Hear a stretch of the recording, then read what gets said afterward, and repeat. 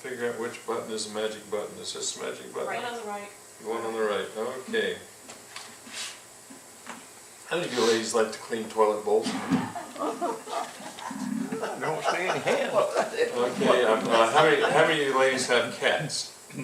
Cats. Okay, now this is for the women only. You guys don't try this at home, you might not get by with it. Okay. Now, the cat needs a bath. The toilet bowl needs cleaning. Oh, I know what's coming. Alright, first of all, this is how you do it. Put both lids of the toilet up and add 1/8 cup of pet shampoo to the water in the bowl. Number 2, pick up the cat and soothe him while you carry him towards the bathroom. 3, in one smooth movement, put the cat in the toilet and close the lid. You may need to stand on the lid. Number 4, the cat will self-agitate and make ample suds. Never mind the noises that come from the toilet. The cat is actually enjoying himself. 5, flush the toilet 3 or 4 times. This provides a power wash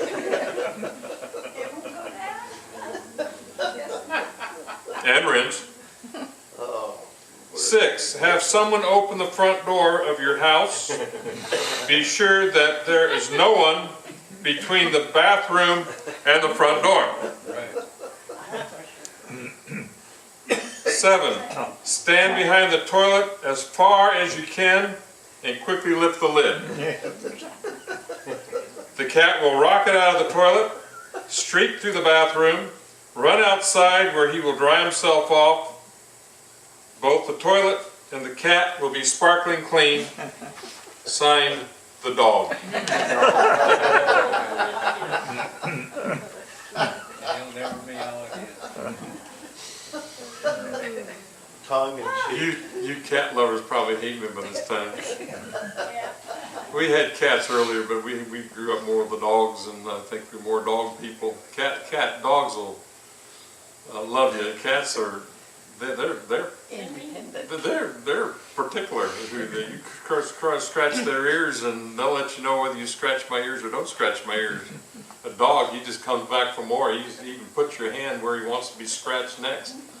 You know, so that's probably the little bit difference between cats and dogs.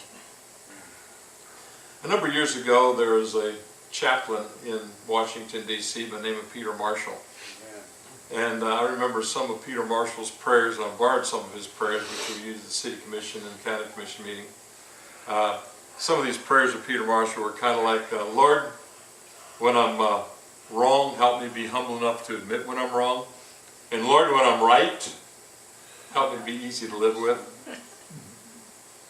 And you got a guy like that praying in the Congress where these decisions were being made in his day.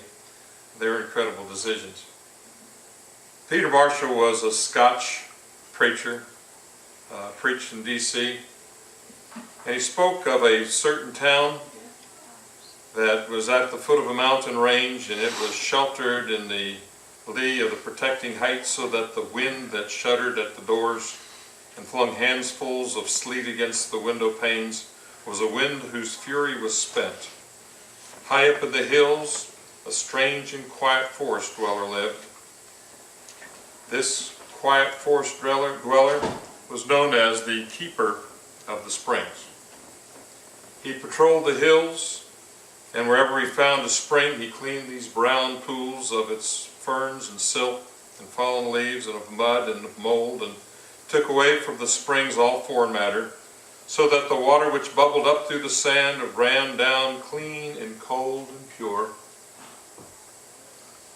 The water leaped sparkling over rocks and dropped joyously in crystal cascades until, swollen by other streams, became a river of life to the busy town. Mill wheels whirled, gardens were refreshed by its waters, fountains threw its diamonds into the air, swans sailed upon its limpid surfaces, and the children laughed as they played on the banks in the sunshine. But the city council was a group of hard-headed, hard-boiled businessmen. They scanned the civic budget and found in it the salary for a keeper of the springs. Said the keeper of the purse, "Why should we pay this romance ranger? We never see him. He's not necessary to our town's work life." Imagine, Steve, if they got rid of the water department. They thought if we build a reservoir just above the town, we can dispense of his services and save his salary. So therefore the city council voted to dispense with the unnecessary cost of the keeper of the springs, and they built a cement reservoir. So the keeper of the springs no longer visited the brown pools, but watched from the heights while they built the reservoir. And when it was finished, it soon filled up with water, to be sure, but the water did not seem to be the same. The water did not have that same clean look, and a green scum soon befouled the stagnant surface. There were constant troubles with the delicate machinery at the mill, for it was often clogged with slime, and the swans, they found another home above the town, far away. At last an epidemic raged, and the clammy yellow fingers of sickness reached into every home, in every street, and in every lane. The city council met again. Sorrowfully it faced the city's plight and frankly acknowledged the mistake of the dismissal of the keepers of the springs. They sought him out of his hermit hut high on the hills and begged him to return to his former job. Gladly he agreed, and he began once more to make his rounds. It was not long until pure water came lilting down under tunnels of ferns and mosses, and to sparkle in the cleansed reservoir. Mill wheels turned again as of old,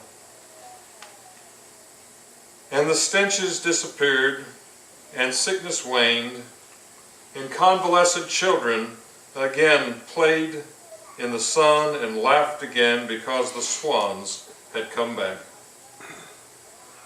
Don't think me too fanciful, too imaginative, or too extravagant in our language when we say that I think women, and particularly mothers, as keepers of the springs.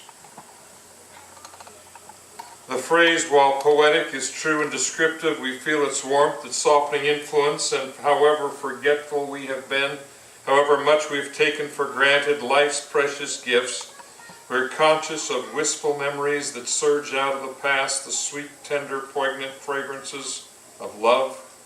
Nothing that has been said, nothing that could be said or that ever will be said could be eloquent enough, expressive enough, or adequate to make articulate that peculiar emotion we feel to our mothers.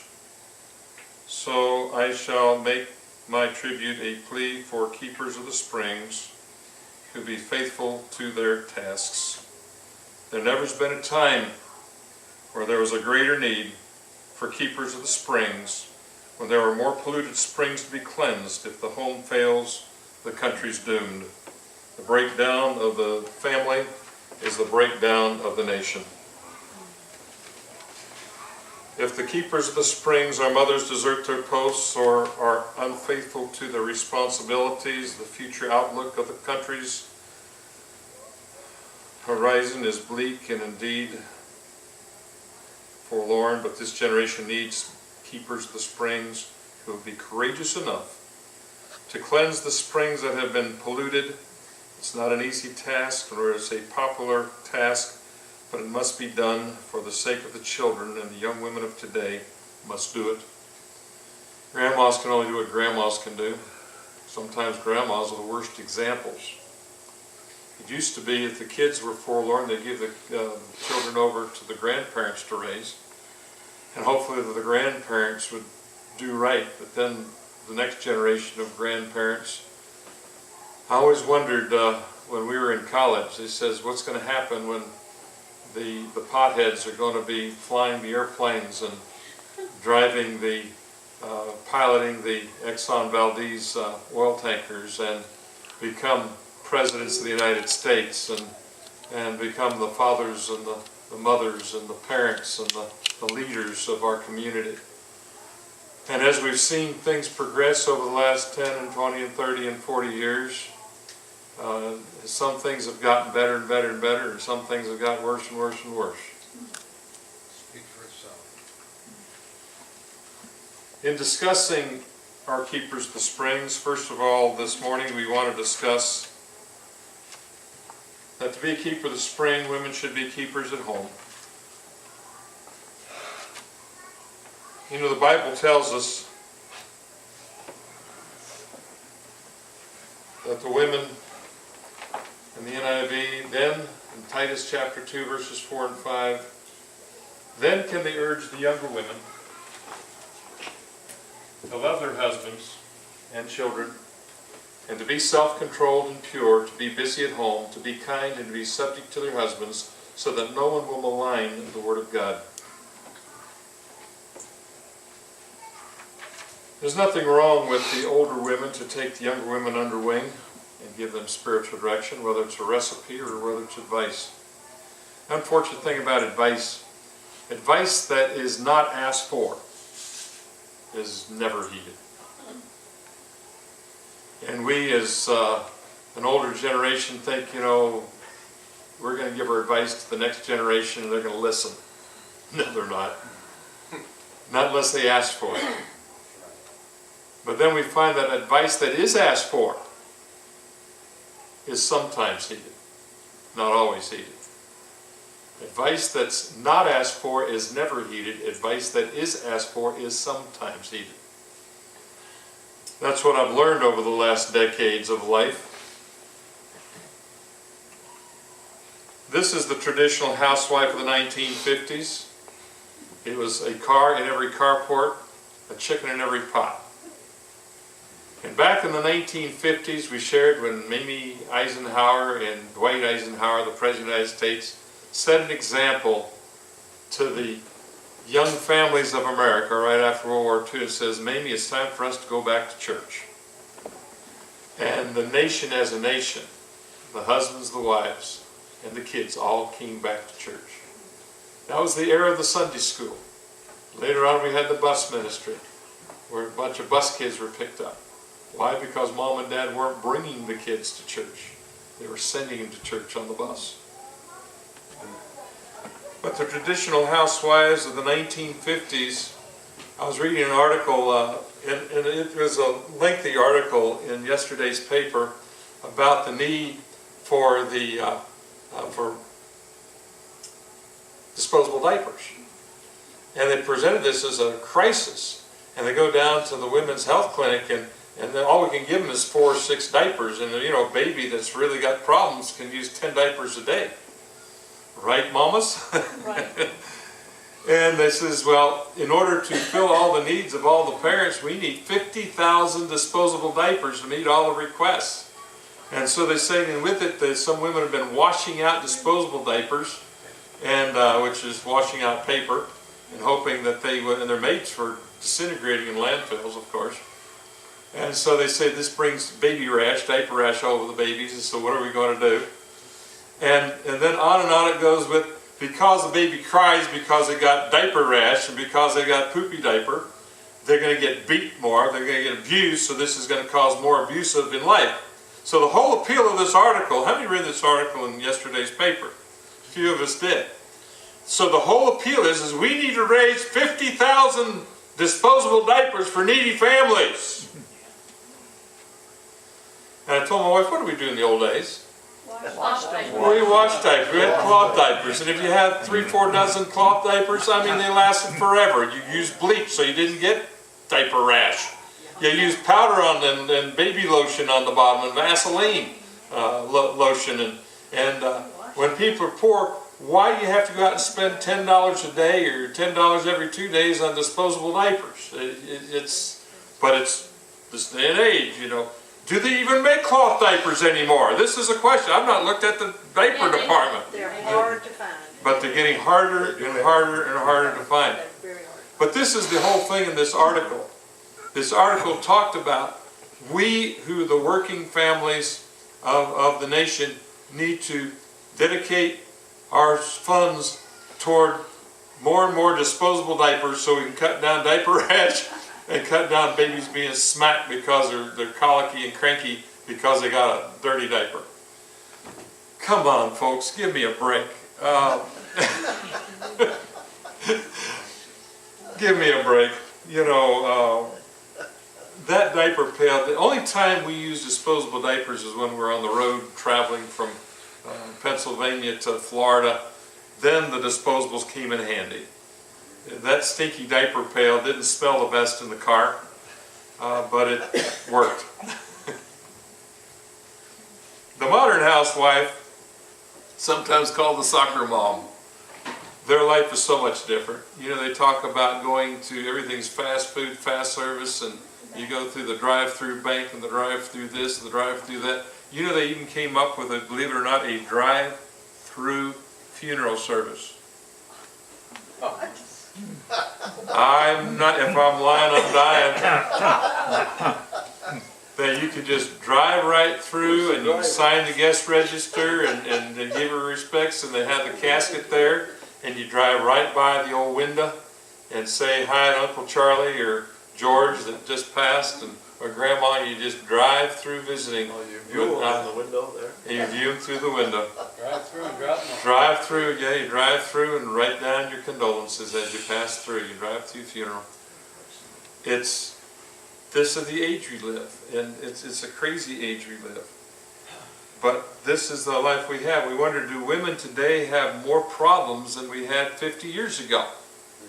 And then they say, well, the woman of 50 years ago, at least they had a washing machine, and it was called a wringer washing machine.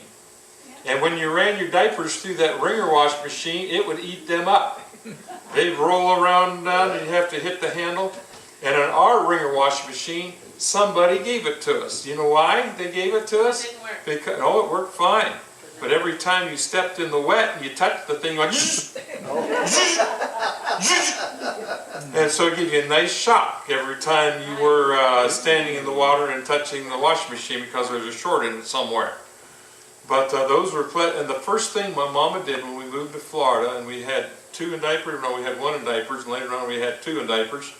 She says, you kids need to get a washing machine, and you need to get a dryer.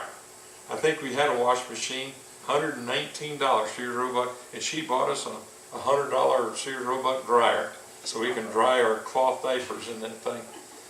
But that was life. And to get a dryer, that was an amenity. That was like living in air conditioning.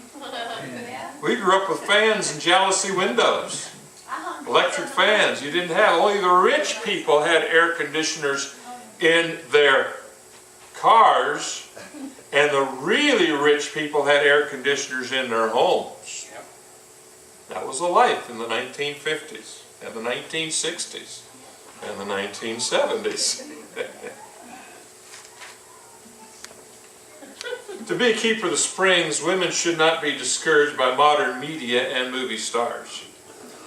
You know what the three biggest causes of housewife and women's depression in America today is? Competing with other women. ABC, CBS, and NBC. Amen. When the world turns, or when the stomach churns. John's other wife.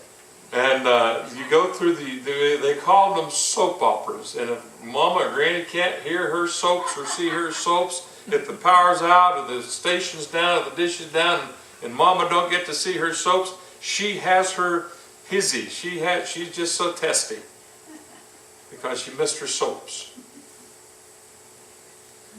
In one case, a person said, I spent hours baking this pie for you, and you bunch of ingrates, you'll eat it and you'll like it. So much for that. Off the air now was the Desperate Housewives. And, we laughed at the Desperate Housewives saying, this can't be real. This is not a reflection on America. What America's trying to do is emulate these bad examples of Desperate Housewives, until we started noticing our neighborhood. The neighbor that she ends up with an affair with a lawn boy, and that he ends up refusing to sign to sell the house, and they charge their house up to $200,000 and put it in a swimming pool, and later on it sells for $67,000, all the bank can get out of it. And then we, the neighborhood, have to come in and mow the yard. The city says we're going to mow it one more time, and then it's up to you, the neighbors, to mow your neighbor's yard. And so because of this breakup of this family, I, like the mayor of the community, knock on doors and sign either need dollars for donations for gas, or people designate 1 hour a week, or 1 hour every other week to mow the yard. At least let's mow once a month, if nothing else. And so I'm coordinating the neighborhood to keep this yard mowed, because we had rats in and out of the place. And the swimming pool. I thought we drained the swimming pool. Guess what, folks? You don't drain swimming pools. They'll pop out of the ground. So we got these mosquito-eating fish. We had the wildlife department come in and release these mosquito-eating minnows to go through the pool. And I thought I was going to kill the minnows because I dumped about 5 gallons of bleach in the pool. But then they told me 5 gallons of bleach isn't even going to phase that pool. The minnows will use that for underarm deodorant or gargle and mouthwash. So we had to have minnows released to keep the mosquitoes under control in the neighbor's pool that was abandoned for a year or better before it was finally sold, and now the guy's got it landscaped and looking nice. But you think about the desperate housewives in TV and in our neighborhood, and it was like the TV show. Here's one of the thoughts that came in, and Rush Limbaugh got really criticized when he popped off with this day and age right after 9/11. Guess what? Mamas started going back to having babies. They quit their jobs and says family's more important than having 2 cars and 4 bedroom and 3 baths.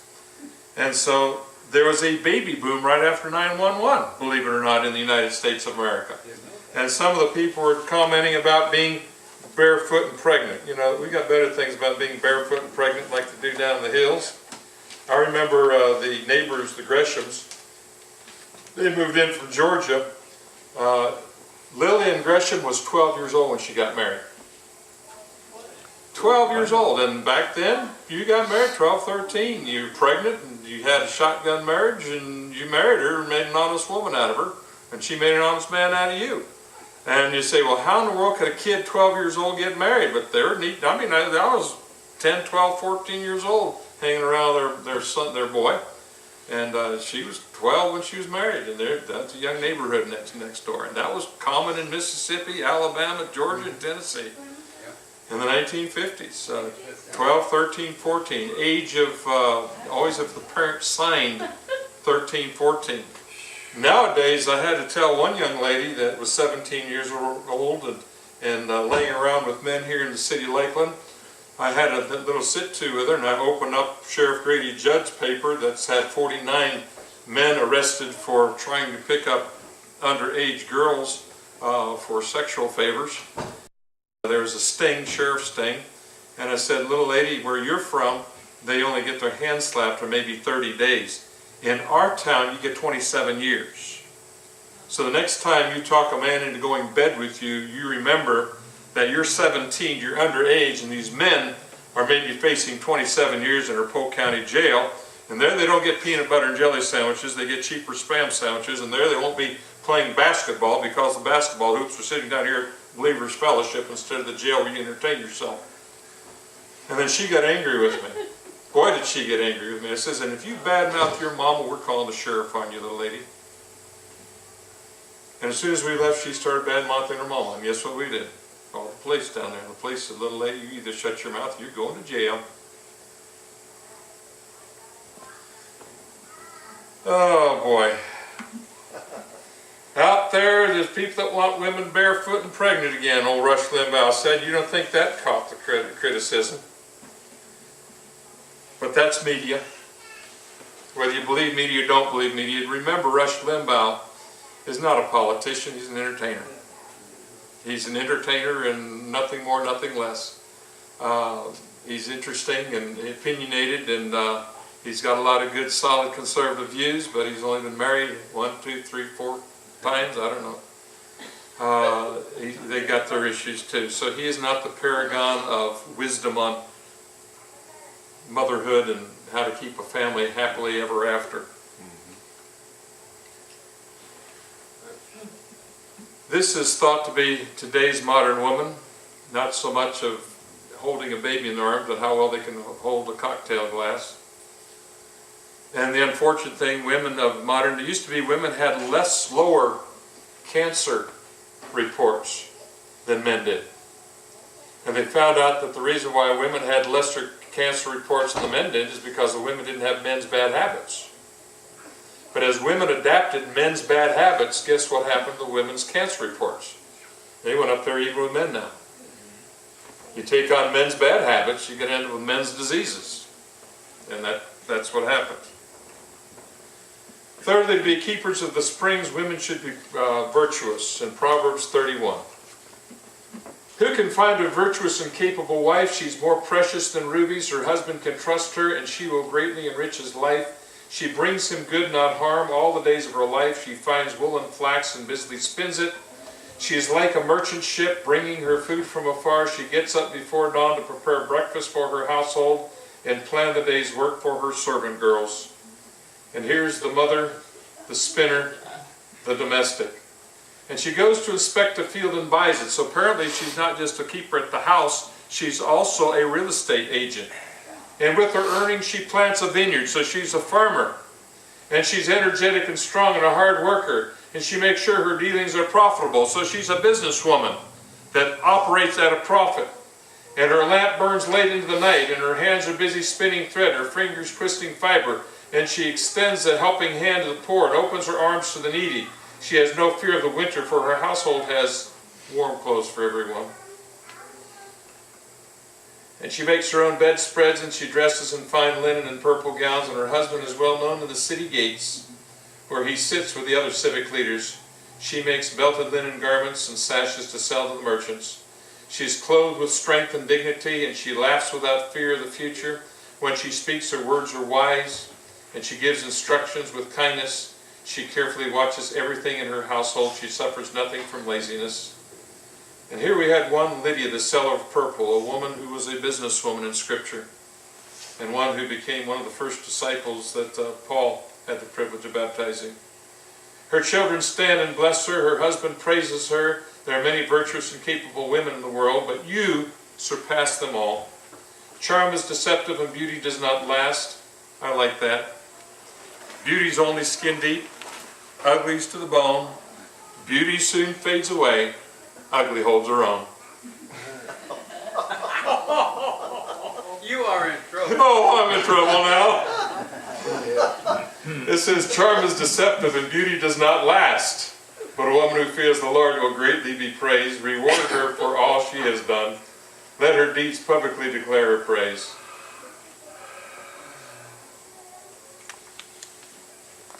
Today we are going to honor the mothers, and we want to ask the young people, Miss Sandy, you want to get our young people here together? Each